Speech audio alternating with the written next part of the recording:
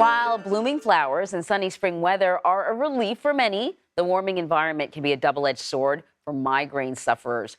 Pressure changes, rain, and allergies are some of the most common and avoidable triggers. So Dr. Anna Pace is here with me now. She's in Studio 57, and to explain the impact of the weather that it can have on migraine. She's a neurologist and a director of the Headache Medicine Fellowship Program at Mount Sinai Hospital. Thanks for joining us. So I didn't realize until recently that I get migraines because my migraines aren't typical. It's not pain. Well, they're typical, but they're not painful.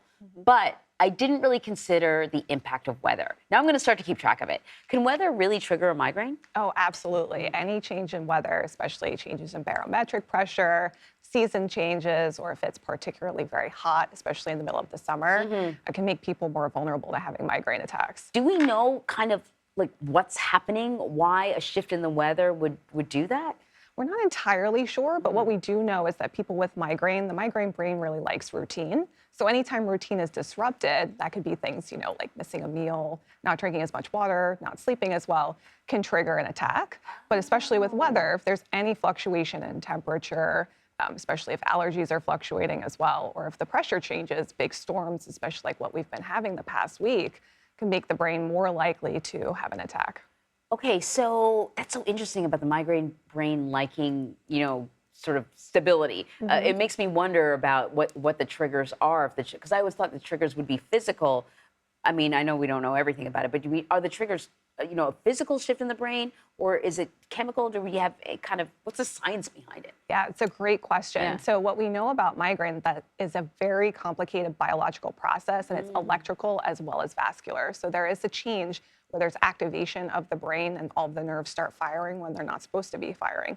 And as that happens, they set each other off kind of like dominoes, and the whole brain becomes essentially overstimulated and hyperexcitable. Wow. And that's why anything like light, sound, smells can be really uncomfortable, movement, people can be nauseated, throw up, they can feel dizzy, lots of symptoms. It's not just the pain. There's so many other things that can go with a migraine attack. Yeah, because I get other symptoms. I get sort of these visual things kind of around, and I can't even really put it into words, but I just don't feel right. You know what I mean? Exactly.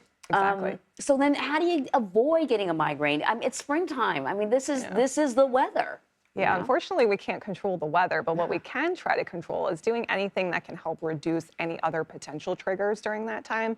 Obviously, the weather is unpredictable, but if someone is, more vulnerable to having attacks if they don't sleep as well, or, if they're missing a meal or they're dehydrated, so those are the kinds of things that someone can pay attention to, especially if they know the weather is going to be bad. And if someone has allergies, or they feel like they're more likely to have allergies during the season change, making sure that they're treating those things, or making sure they're trying to avoid pollen and those, any other triggers related to their allergies. Why don't your standard over-the-counter headache medications, why don't they work for migraine sufferers? For some people they do, but for most people they don't. And again, it's really kind of going back to the whole biological process. There's so many chemicals that are released when you have migraine. It's not just about the pain. All of these changes are happening, and so we really need more kind of targeted treatments to the chemical changes that are happening during the attack. Man, I learned a lot today. Dr. Anna Pace, thank you very much. Thank you so much for having me this morning. This program is brought to you in part by Ubrelvy.